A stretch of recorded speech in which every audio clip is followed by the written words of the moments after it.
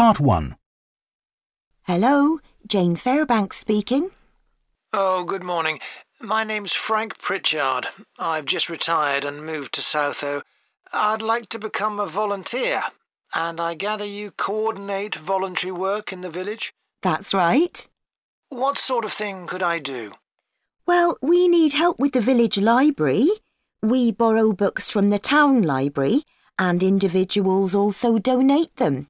So one thing you could do is get involved in collecting them, if you've got a car, that is. Yes, that's no problem. The times are pretty flexible, so we can arrange it to suit you. Oh, another thing is the records that we keep of the books we're given, and those we borrow and need to return to the town library. It would be very useful to have another person to help keep them up to date. Right. I'm used to working on a computer. I presume they're computerized? Oh, yes. Is the library purpose-built? I haven't noticed it when I've walked around the village. No, we simply have the use of a room in the village hall. The West Room. It's on the left as you go in. Oh, I must go and have a look inside the hall. Yes, it's a nice building. Do you run a lunch club in the village for elderly people? I know a lot of places do. Yes, we have a very successful club. I could help with transport, if that's of any use. Oh, definitely. People come to the club from neighbouring villages, and we're always in need of more drivers. And does the club have groups that focus on a particular hobby too? I could get involved in one or two, particularly if there are any art groups. Excellent. I'll find out where we need help and get back to you. Fine. What about help for individual residents? Do you arrange that at all? Yes, we do it as a one-off. Oh, in fact, there's Mrs. Carroll. She needs a lift to the hospital next week, and we're struggling to find someone. When's her appointment? On Tuesday. It would take the whole morning. I could do that? Oh, that would be great. Thank you. And also next week, we're arranging to have some work done to Mr. Salisbury's house before he moves, as he isn't healthy enough to do it himself. We've got some people to decorate his kitchen, but if you could do some weeding in his garden, that would be wonderful. OK, I'd enjoy that. And presumably the day and time are flexible?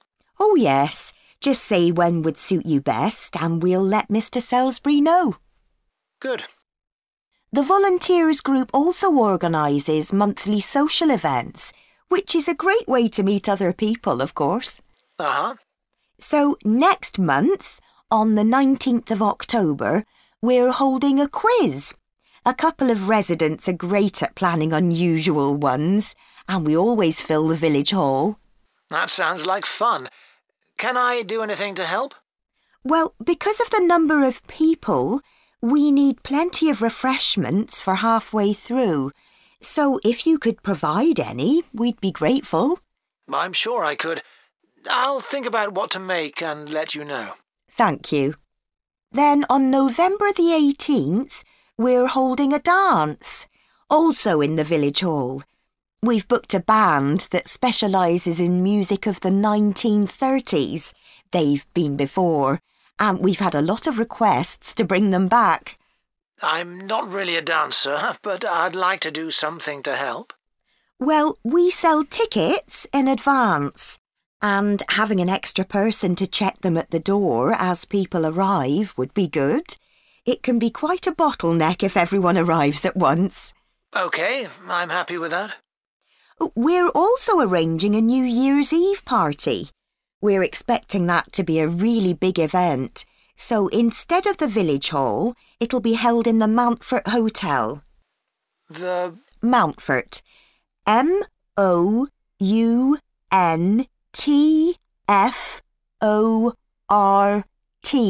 Hotel. It isn't in Southo itself, but it's only a couple of miles away. The hotel will be providing dinner, and we've booked a band. The one thing we haven't got yet is a poster. That isn't something you could do by any chance, is it? Well, actually, yes.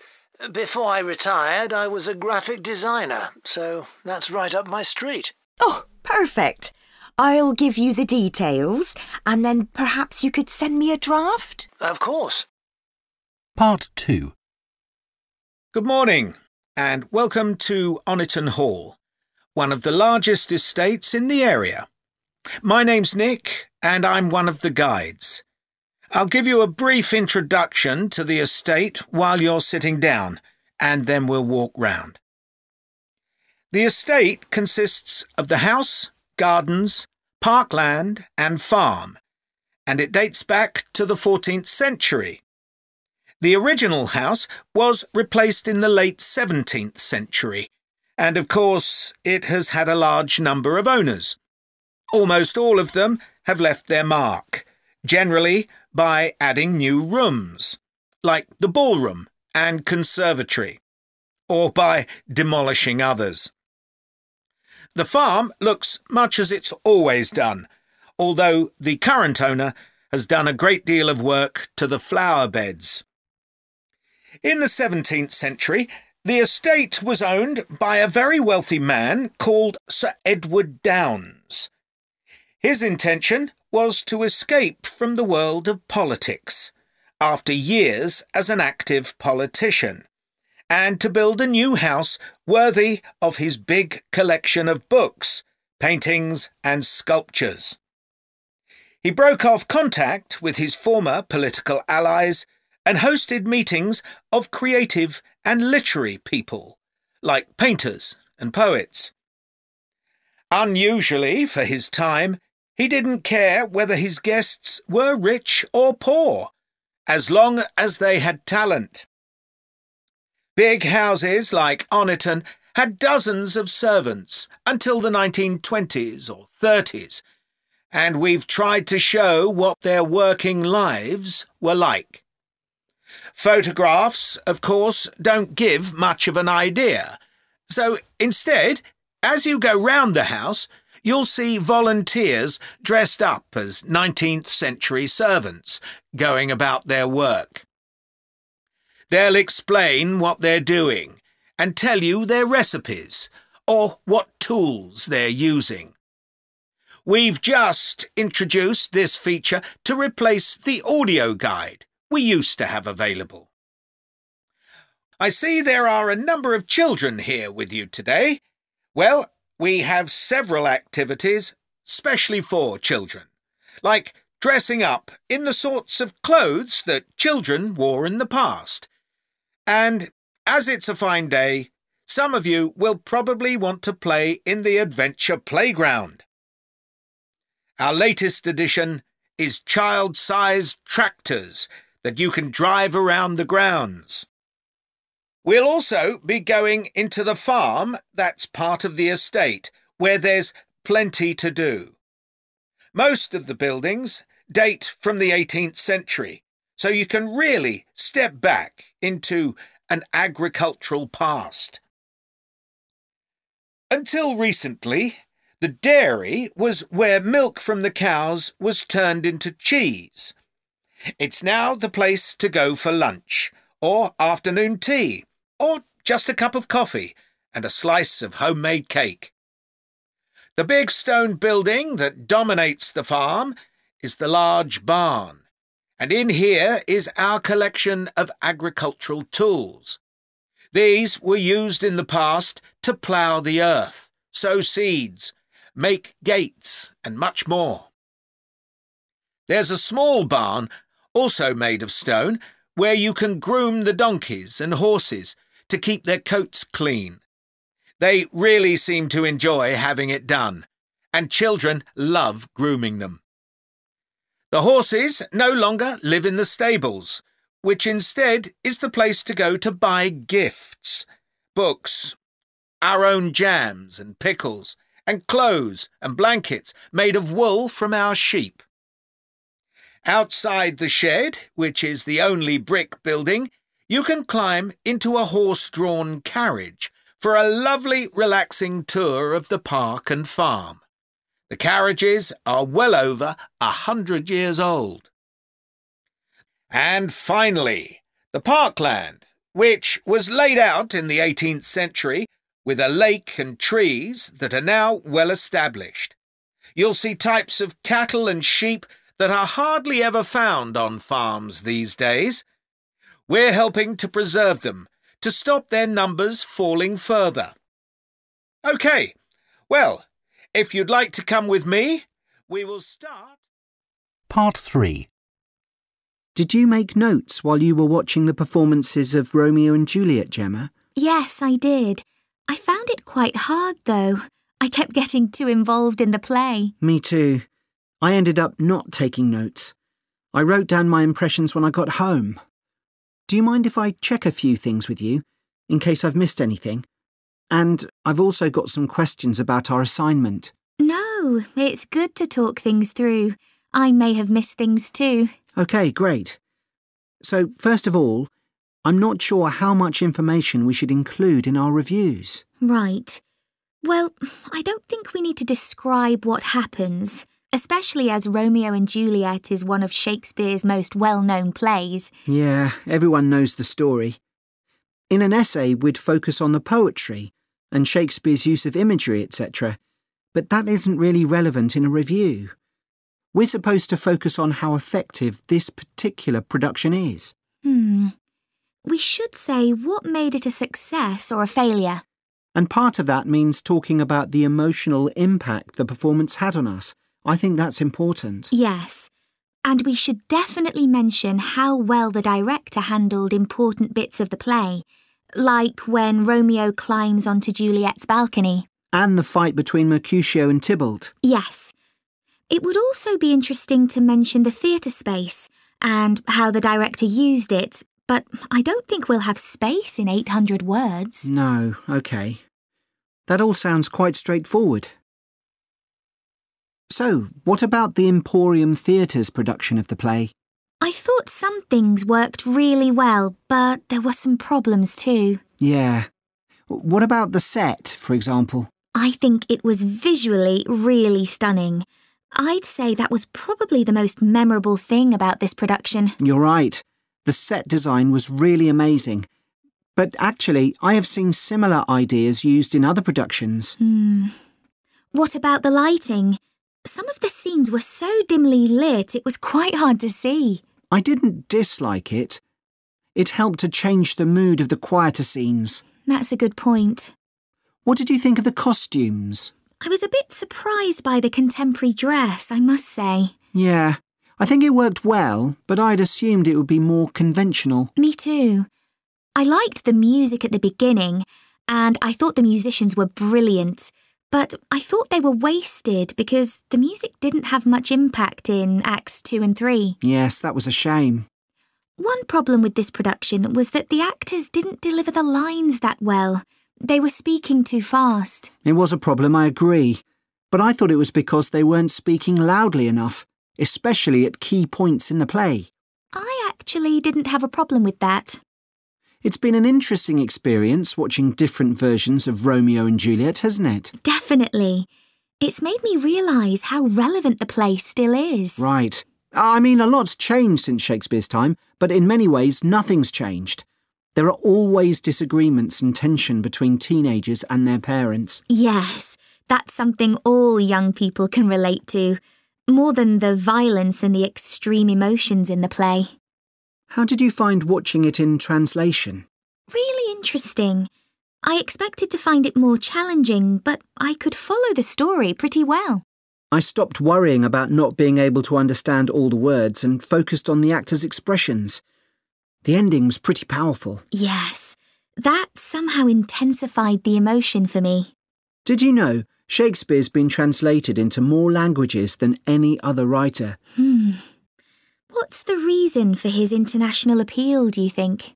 I was reading that it's because his plays are about basic themes that people everywhere are familiar with. Yeah, and they can also be understood on different levels. The characters have such depth. Right. Which allows directors to experiment and find new angles. That's really important because... Part 4. Right, everyone, let's make a start. Over the past few sessions, we've been considering the reasons why some world languages are in decline. And today I'm going to introduce another factor that affects languages and the speakers of those languages, and that's technology, and in particular, digital technology. In order to illustrate its effect, I'm going to focus on the Icelandic language, which is spoken by around 321,000 people, most of whom live in Iceland, an island in the North Atlantic Ocean. The problem for this language is not the number of speakers, even though this number is small, nor is it about losing words to other languages, such as English. In fact, the vocabulary of Icelandic is continually increasing, because when speakers need a new word for something, they tend to create one, rather than borrowing from another language. All this makes Icelandic quite a special language. It's changed very little in the past millennium, yet it can handle 21st century concepts related to the use of computers and digital technology. Take, for example, the word for web browser. This is vafri in Icelandic, which comes from the verb to wander. I can't think of a more appropriate term because that's exactly what you do mentally when you browse the internet. Then there's an Icelandic word for podcast, which is too hard to pronounce, and so on. Icelandic, then, is alive and growing, and it's a big but, young Icelanders spend a great deal of time in the digital world, and this world is predominantly English. Think about smartphones. They didn't even exist until comparatively recently, but today young people use them all the time to read books, watch TV or films, play games, listen to music and so on. Obviously, this is a good thing in many respects because it promotes their bilingual skills. But the extent of the influence of English in the virtual world is staggering, and it's all happening really fast. For their parents and grandparents, the change is less concerning because they already have their native speaker skills in Icelandic. But for young speakers, well, the outcome is a little troubling. For example, teachers have found that playground conversations in Icelandic secondary schools can be conducted entirely in English, while teachers of much younger children have reported situations where their classes find it easier to say what is in a picture using English rather than Icelandic. The very real and worrying consequence of all this is that the young generation in Iceland is at risk of losing its mother tongue. Of course, this is happening to other European languages too. But while internet companies might be willing to offer, say, French options in their systems, it's much harder for them to justify the expense of doing the same for a language that has a population the size of a French town, such as Nice. The other drawback of Icelandic is the grammar, which is significantly more complex than in most languages. At the moment, the tech giants are simply not interested in tackling this.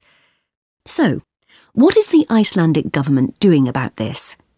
Well, large sums of money are being allocated to a language technology fund that it is hoped will lead to the development of Icelandic-sourced apps and other social media and digital systems. But clearly this is going to be an uphill struggle. On the positive side, they know that Icelandic is still the official language of education and government. It has survived for well over 1,000 years, and the experts predict that its future in this nation-state is sound and will continue to be so. However, there's no doubt that it's becoming an inevitable second choice in young people's lives. This raises important questions. When you consider how much of the past is tied up in a language, will young Icelanders lose their sense of their own identity? Another issue that concerns the government of Iceland is this. If children are learning two languages through different routes, neither of which they are fully fluent in, will they be able to express themselves properly?